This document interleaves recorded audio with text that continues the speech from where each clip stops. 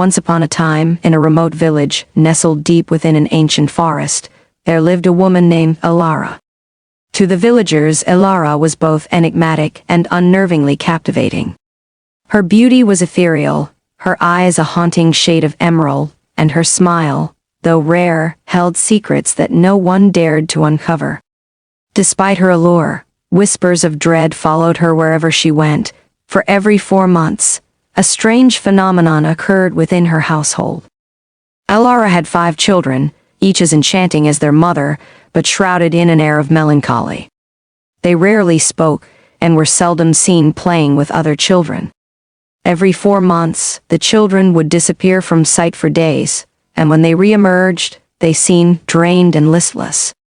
During these periods, Ellara's wealth and influence in the village seemed to inexplicably grow. The villagers, bound by superstition and fear, never confronted her, but continued to murmur amongst themselves about the dark possibilities. One stormy evening, the village elder, Thorin, decided that the time had come to uncover the truth. He called for a secret meeting in the heart of the forest, far from Ellara's prying eyes. Every villager attended, their faces etched with worry and determination. Thorin spoke with a voice that carried the weight of years and the wisdom of his ancestors. We cannot ignore the darkness any longer. Ellara's rise in wealth and power coincides with the suffering of her children. We must know what happens in that house every 4 months, he declared. The villagers murmured in agreement. They devised a plan to invite Ellara to the next village, gathering under the guise of celebrating her contributions to the community. Meanwhile, a small group would discreetly investigate her home during her absence. The day of the gathering arrived. Ellara, with her air of otherworldly grace, accepted the invitation. She arrived at the village square, her children left behind, as she always insisted they could not attend such events.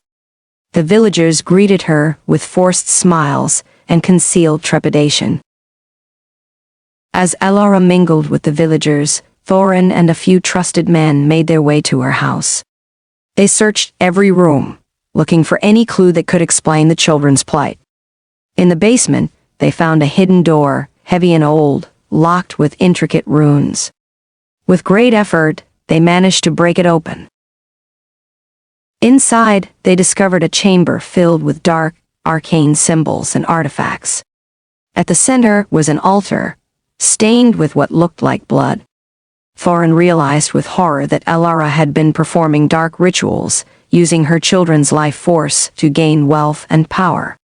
The evidence was undeniable and damning. Back at the gathering, Thorin confronted Ellara in front of the entire village. We know what you have done, Ellara. You have sacrificed the well-being of your children for your own gain. You are a witch, and your wickedness will no longer plague this village. Ellara's eyes flashed with fury and desperation. She tried to flee, but the villagers surrounded her, their fear replaced by righteous anger. Thorin spoke again, his voice unwavering. You are banished from this village, never return, or face a fate worse than exile. Ellara, realizing her reign of terror had ended, fled into the forest. The villagers watched as she disappeared into the shadows, her cries echoing through the trees. From that day forward, the village began to heal. Ellara's children, free from their mother's malevolent influence, slowly regained their strength and joy. The dark days of mystery and fear were replaced with light and hope, and the story of the wicked woman who was banished became a cautionary tale for generations to come.